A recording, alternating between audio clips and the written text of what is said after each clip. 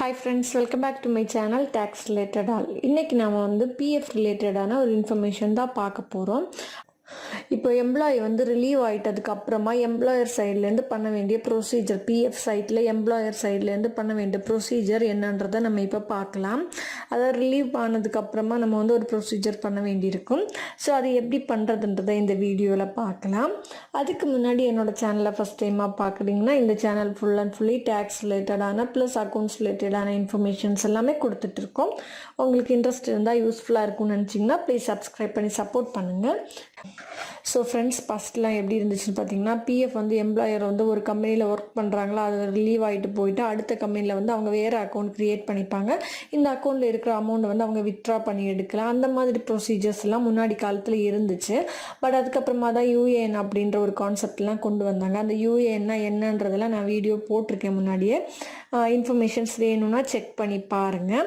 So இந்த மாதிரி UAN வந்ததுக்கப்புறமா எப்படி பார்த்தீங்கன்னா, எம்ப்ளாயி வந்து இந்த கம்பெனிலேருந்து இன்னொரு கம்பெனிக்கு வந்து ஒர்க் பண்ணுறதுக்காக போனால் கூட, அவங்க ரிலீவ் ஆகிட்டா கூட அதே யூஏஎனில் வந்து, அதாவது இப்போ நம்ம வந்து கட்டிகிட்டு இருக்கிற அமௌண்ட் வந்து அவங்களுக்கு அப்படியே அவங்களோட ஃபண்டில் வந்து ட்ரான்ஸ்ஃபர் பண்ணிடுவாங்க. சேம் யூஏஎன்னை அவங்க மெயின்டைன் பண்ணிக்கலாம். லாகின் ஐடியெல்லாம் அவங்களே க்ரியேட் பண்ணி யூஸ் பண்ணிக்குவாங்க இல்லையா. ஸோ அந்த மாதிரி இருக்கிறதுனால அவங்களுக்கு வந்து ப்ரொசீஜர்ஸ் ரொம்ப ஈஸியாக இருக்கும்.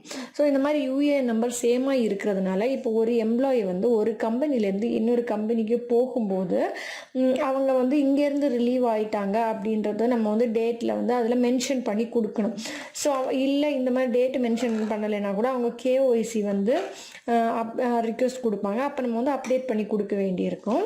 ஸோ இப்போ வந்து அந்த ரிசைன்டு லேட், அதாவது லாஸ்ட் ஒர்க்கிங் டே, எம்ப்ளாயோட லாஸ்ட் ஒர்க்கிங் டேயை எப்படி நம்ம வந்து கொடுக்குறதுன்றதை இப்போ நம்ம பார்க்கலாம். அதுக்காக இபிஎஃப் எம்ப்ளாயர் போர்ட்டல் நம்ம வந்து லாகின் பண்ணிக்கணும். ஜஸ்ட் இபிஎஃப் எம்ப்ளாயர் லாகின் அப்படின்ட்டு கொடுத்துக்கலாம். ஸோ பாருங்கள், இபிஎஃப் யூனிஃபைடு போர்ட்டல் அப்படின்ட்டு வருது பார்த்தீங்களா, இதில் நம்ம லாகின் பண்ணிக்கணும். ஜஸ்ட் நம்மளோட யூசர் நேம் பாஸ்வேர்டும் கொடுத்து லாகின் பண்ணிக்கலாம். இது வந்து employer சைடோட login.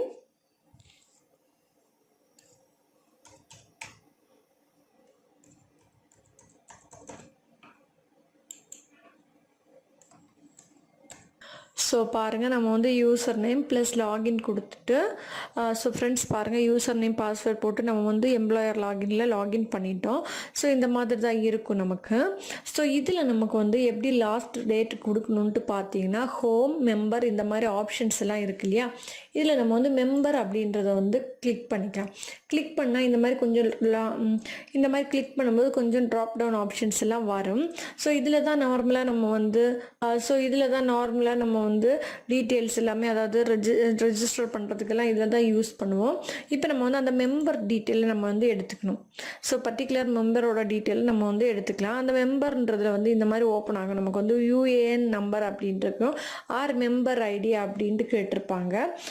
So UAN R வந்து மெம்பர் டீட்டெயில்ஸ் அப்படின்ற மாதிரி கேட்டுக்கும். நம்ம வந்து பர்டிகுலர் எம்ப்ளாயி, அதாவது ரீசெண்டாக ரிசைன் பண்ணிட்டு போகிற எம்ப்ளாயியோட யூஏஎன் நம்பர் இங்கே நம்ம வந்து மென்ஷன் பண்ணி கொடுக்கணும். அப்போ தான் நம்மளால் அந்த மெம்பரோட டீட்டெயில்ஸ் எல்லாத்தையும் பார்க்க முடியும். ஸோ நம்ம வந்து மெம்பரோட டீட்டெயில்ஸ் நம்ம வந்து கிளிக் பண்ணிக்கலாம். ஃபஸ்ட்டு யூஏஎன் நம்பர் எடுத்து வச்சுக்கலாம்.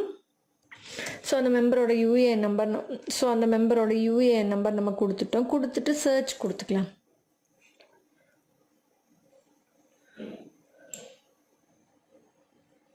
ஸோ பாருங்கள், நம்ம வந்து சர்ச் கொடுக்கும்போது இந்த மாதிரி அந்த மெம்பரோட டீட்டெயில்ஸ் எல்லாமே நமக்கு வந்து விசிபிள் ஆகும்.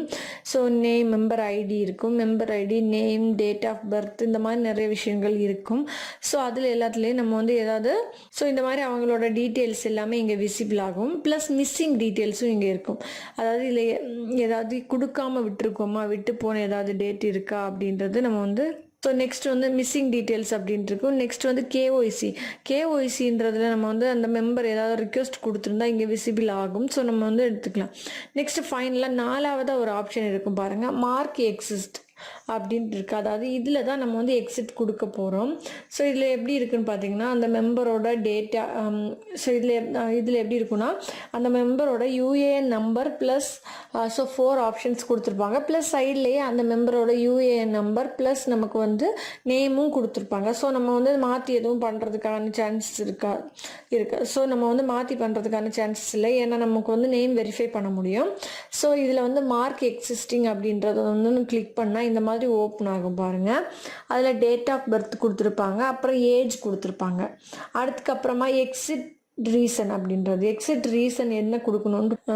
ஸோ எக்ஸிட் ரீசன் அப்படின்றத நம்ம வந்து மஸ்ட்டாக ஏதாவது கொடுத்தே ஆகணும். ஸோ அதில் வந்து செலக்ட் பண்ணுறதுக்கு கொஞ்சம் ஆப்ஷன்ஸ் எல்லாம் கொடுத்துருப்பாங்க. ரிட்டையர்மெண்ட், டெத் இன் சர்வீஸ், சூப்பர்வேஷன், இந்த மாதிரிலாம் கொடுத்துருப்பாங்க. ஸோ இதில் நம்ம வந்து எந்த ஆப்ஷன் நமக்கு வந்து எலிஜிபிளாக இருக்கோ அந்த ஆப்ஷனை வந்து கிளிக் பண்ணி கொடுத்துக்கலாம்.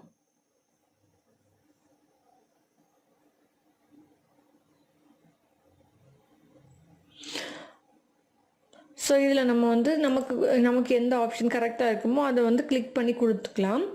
அதுக்கப்புறமா எக்ஸிட் டேட் அப்படின்றத மென்ஷன் பண்ணணும். அதாவது எப்போ வந்து அவங்க எக்ஸிட் ஆனாங்க, அதாவது நம்மளோட ஆர்கனைசேஷனை விட்டு அவங்க எப்போ வந்து ரிலீவ் ஆனாங்க அப்படின்றத நம்ம வந்து மென்ஷன் பண்ணி கொடுக்க வேண்டியிருக்கும். ஸோ இப்போ நம்ம வந்து எக்ஸிட் டேட் இபிஎஃப்ல நம்ம வந்து மென்ஷன் பண்ணாலே அது ஆட்டோமேட்டிக்காக இஎஸ்ஐலையும் இபிஎஸ்லையுமே எடுத்துக்கும். இபிஎஸ் ப்ளஸ் இபிஎஸ் ரெண்டுலேயுமே ஒரே டேட் இருக்கிற மாதிரி அதுவே எடுத்துக்கும். ஸோ இப்போ நம்ம வந்து சேவ் கொடுத்துக்கலாம் இதை.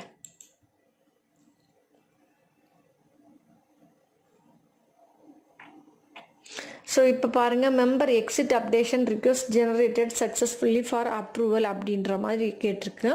ஸோ நம்ம சைட்லேருந்து நம்ம கொடுத்துட்டோம்.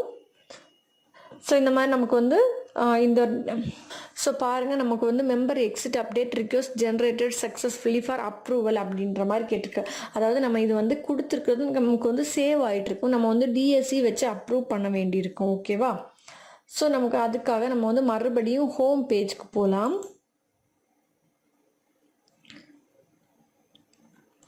ஸோ ஹோம் பேஜுக்கு போயிட்டு click here to view. So நம்ம வந்து கேஒய்சி அப்ரூவ் கொடுப்போம் இல்லையா, அதே தான் நம்ம வந்து கிளிக் பண்ணிக்கணும். பெண்டிங் ஸ்டேட்டஸ் இதில் என்னென்ன இருக்குன்றதுல. ஸோ இதில் பார்த்தீங்கன்னா நமக்கு வந்து விசிபிள் ஆகும். நமக்கு வந்து என்னென்ன கேஒய்சி பெண்டிங் இருக்கோ அது எல்லாமே விசிபிள் ஆகும். ப்ளஸ் மெம்பர் எக்ஸிட் இண்டிவிஜுவல் அப்படின்ற மாதிரி கொடுத்துருக்காங்க பார்த்தீங்களா, அதை வந்து ஒரு மெம்பரோடது நம்ம கொடுத்துருக்கோம். ஸோ பாருங்கள், நம்ம வந்து மெம்பர் எக்ஸிஸ்டிங் அப்படின்றதுல நமக்கு வந்து டிஎஸ்சி இல்லைனா இ-சைனர் வச்சுட்டு நம்ம வந்து அப்ரூவ் கொடுக்க வேண்டியிருக்கும் இது. ஸோ நம்ம வந்து அந்த கரெக்ட் மெம்பரா அப்படின்றத வியூ பண்ணி பார்க்கலாம் பாருங்கள். ஸோ வியூ அப்படின்ற ஆப்ஷனில் கிளிக் பண்ணால் நமக்கு இந்த மாதிரி வரும். ஓகேவா? அந்த மெம்பரோட டேட் எல்லாம் மறுபடியும் நம்ம வந்து கிராஸ் செக் பண்ணிக்கலாம். ஏன்னா நம்ம வந்து ஒரு வாட்டி எக்ஸிஸ்டிங் கொடுத்துட்டா நம்ம வந்து மறுபடியும் இதில் ஆட் பண்ண முடியாது. ஸோ மறுபடியும் புதுசாக அந்த எம்ப்ளாயி ஜாயின் பண்ணுற மாதிரி மட்டும்தான் நம்மளால் க்ரியேட் பண்ண முடியும். ஸோ தட் நம்ம வந்து எம்ப்ளாயி ரிசைன் பண்ணிட்டாலே நம்ம வந்து மாற்றி பண்ணாமல் கிராஸ் செக் பண்ணி பண்ணுறது நல்லது. அப்போ தான் நமக்கு வந்து மிஸ்டேக்ஸ்லாம் வராமல் இருக்கும். அதுக்காக தான் ஒரு வாட்டிக்கு 2 வாட்டி நம்ம வந்து கிராஸ் செக் பண்ணிக்கிறது நல்லது.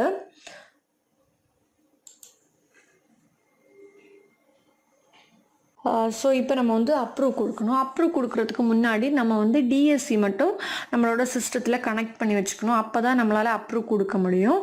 ஸோ இதில் வந்து அப்ரூவ் ஆர் ரிஜெக்ட் அப்படின்ற 2 ஆப்ஷன் இருக்குது. அப்ரூவ் ஆர் ரிஜெக்ட் அப்படின்றது கேட்டிருக்காங்க. ஸோ அதில் நம்ம அப்ரூவில் கிளிக் பண்ணிக்கலாம். ஸோ அகெயின் நமக்கு வந்து அது கன்ஃபார்ம் பண்ணால் are you sure you want to approve அப்படின்ட்டு ஓகே கொடுத்துக்கலாம். ஸோ பார்த்தீங்களா, நமக்கு வந்து அப்ரூவ்ட் சக்ஸஸ்ஃபுல்லி அப்படின்ட்டு வருது. ஸோ நம்ம வந்து டிஎஸ்சி கனெக்ட் பண்ணி வச்சுருந்தோம், அதனால தான் அப்ரூவ் சக்ஸஸ்ஃபுல்லின்ட்டு வருது. ஸோ ஃப்ரெண்ட்ஸ் பாருங்கள், நமக்கு இந்த மாதிரி தான் எக்ஸிட் ஃபார்மாலிட்டிஸ்லாம் முடிக்க வேண்டியிருக்கும். நம்ம இந்த மாதிரி முடிச்சிட்டோம்னா நமக்கு வந்து எம்ப்ளாயிஸ் ரிசைன் பண்ணிட்டு போகிற எம்ப்ளாயிஸ்க்கு வந்து ப்ராப்ளம்ஸ் இருக்காது. லைக் அவங்க வந்து மறுபடியும் நம்மக்கிட்ட ரிக்வெஸ்ட் கொடுத்து அந்த மாதிரிலாம் பண்ண வேண்டியிருக்காது. நம்மளோட வேலையை நம்ம கரெக்டாக பண்ணுற மாதிரி இருக்கும் இல்லையா. ஸோ அவ்வளோதான் இந்த வீடியோ. உங்களுக்கு இந்த வீடியோ இன்ஃபர்மேட்டிவாக யூஸ்ஃபுல்லாக இருந்திருக்கும்னு நினைக்கிறேன். மறுபடியும் இன்ட்ரெஸ்டிங்கான ஒரு அக்கௌண்ட்ஸ் ரிலேட்டடான வீடியோவோடு உங்களை வந்து சந்திக்கிறேன்.